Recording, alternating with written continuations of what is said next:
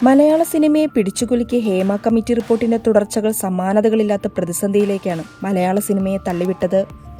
സിനിമയുടെ പിന്നാമ്പുറത്തരങ്ങേറിയ ചൂഷണങ്ങളെക്കുറിച്ചുള്ള നടിമാരുടെ തുറന്നുപറച്ചിലുകൾ സൃഷ്ടിച്ച ഞെട്ടലുകളും അവസാനിച്ചിട്ടില്ല.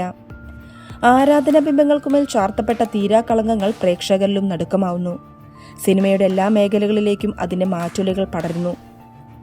എന്നാൽ ഒരു മേഖലയിൽ മാത്രമല്ല, സിനിമാ മേഖലയിലെ വൃത്തികേടുകൾ മാധ്യമങ്ങൾ ജനങ്ങൾക്ക് മുന്നിൽ തുറന്നു കാട്ടുമ്പോൾ ഇങ്ങനൊരാൾ മാധ്യമ മേഖലയിൽ ഇപ്പോഴും സസുഖം വാഴുന്നുണ്ട്. തിരുവനന്തപുരം പ്രസ് ക്ലബ് പ്രസിഡന്റ് സ്ഥാനത്തിരിക്കുന്ന രാധാകൃഷ്ണൻ എന്നയാൾ നടത്തിയ ലൈംഗിക അതിക്രമവും പിന്നാലെ നടത്തിയ നിയമ പോരാട്ടത്തിനിടെ നേരിട്ട മാനസികാഘാതവും അതിജീവനത്തിനെക്കുറിച്ചുമെല്ലാം ഞെട്ടിക്കുന്ന വെളിപ്പെടുത്തലുമായി രംഗത്തെത്തിയിരിക്കുകയാണ് ഒരു യുവതി. രാത്രി ജോലി കഴിഞ്ഞ് സ്കൂട്ടറിൽ വീട്ടിലേക്ക് മടങ്ങുന്നതിനിടെയാണ് അപരിചിതനായ വ്യക്തിയിൽ നിന്ന് തിരുവനന്തപുരം സ്വദേശിയായ യുവതി അശ്ലീലം കേൾക്കുന്നത്. പിന്നാലെ പരിധി വിട്ടുകൊണ്ടുള്ള വെർബൽ റേപ്പും നടത്തി. അതിന് സമാനമായ അശ്ലീല പരാമർശമായിരുന്നു അത്. ഉടൻ തന്നെ അക്രമിയുടെ വണ്ടി നമ്പർ കുറിച്ച് പോലീസിൽ പരാതി നൽകുകയും ചെയ്തു. CCTV ദൃശ്യങ്ങളിലൂടെയും മറ്റും പ്രതി രാധാകൃഷ്ണനെ പോലീസ് കണ്ടെത്തുകയും ചെയ്തു.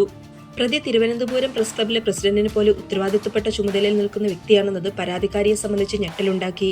എന്നാൽ പിന്നീട് അങ്ങോട്ട് യുവതിക്ക് നേരിടേണ്ടി വന്ന മാനസികാഘാതം ചെറുതല്ല. ആളെ തിരിച്ചറിയാൻ തന്നെ പലതവണ പോലീസ് സ്റ്റേഷൻ കയറിയിറങ്ങിയും മനമടുത്ത് നിൽക്കുന്ന സമയത്തും ഒരുവിധം ഇതിനെല്ലാം അതിജീവിച്ച് മുന്നോട്ട് പോകുമ്പോഴാണ് പ്രസ് ക്ലബിന്റെ ഗ്രൂപ്പിൽ അയാൾ യുവതിക്ക് നേരെ വ്യക്തിഹത്യ ചെയ്യുന്നത്.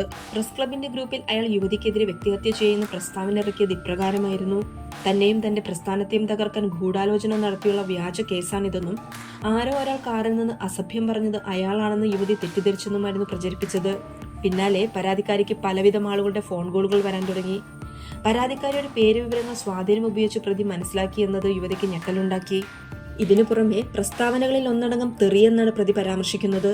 അത് തെറിയല്ല, പകരം തന്റെ ശരീരം നോക്കിയുള്ള അങ്ങേയറ്റം അശ്ലീലമാണ് അയാൾ പറഞ്ഞതെന്നാണ് യുവതി സാക്ഷ്യപ്പെടുത്തുന്നത്. വെർബൽ റേപ്പിന് തുല്യമായ അശ്ലീല പ്രയോഗമാണ് അയാൾ നടത്തിയത്.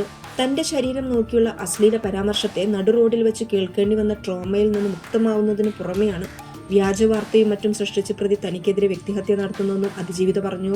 കേസുമായി മുന്നോട്ട് പോയാൽ കുറെ ബുദ്ധിമുട്ടേണ്ടി വരും, കോടതി കയറി ഇറങ്ങേണ്ടി വരും എന്ന സ്നേഹോപദേശങ്ങൾക്കിടയിലും എന്തൊക്കെ സംഭവിച്ചാലും നേരിട്ട അപമാനത്തിനെതിരെ നിയമപരമായി പോരാടാൻ തന്നെയാണ് യുവതിയുടെ തീരുമാനം.